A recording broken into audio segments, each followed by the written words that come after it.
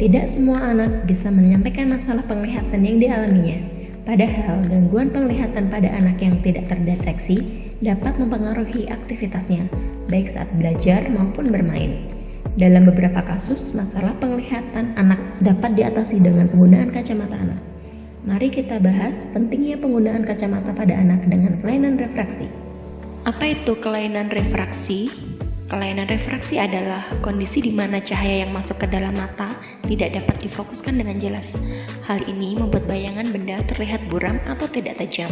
Penyebabnya bisa karena panjang bola mata terlalu panjang atau bahkan terlalu pendek, perubahan bentuk kornea, dan penuaan lensa mata. Ada bermacam-macam kelainan refraksi, antara lain A. Miopia atau yang sering kita sebut dengan rabun jauh, yaitu kesulitan melihat jauh dengan jelas. B. Hipermetropi atau rabun dekat, yaitu kesulitan melihat dekat dengan jelas. C. Astigmatisme atau yang kita sering sebut dengan mata silinder, di mana kondisi penglihatan yang terdistorsi sehingga objek terlihat kabur atau berbayang.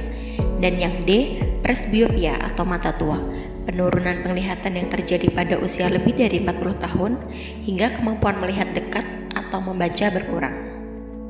Kenali tanda dan gejala anak memiliki kelainan refraksi dan membutuhkan kacamata.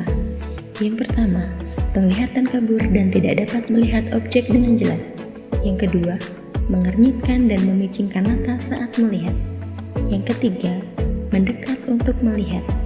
Dan yang keempat, mengalami gangguan konsentrasi belajar sehingga dapat menurunkan kecerdasan.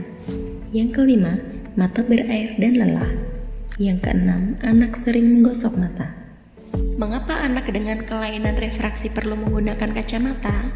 Karena dengan menggunakan kacamata dapat membantu memperbaiki penglihatan, memperkuat penglihatan pada kondisi mata malas, memperbaiki posisi mata pada kondisi mata juling, dan juga dapat memberikan perlindungan pada mata. Apa dampak anak tidak patuh menggunakan kacamata?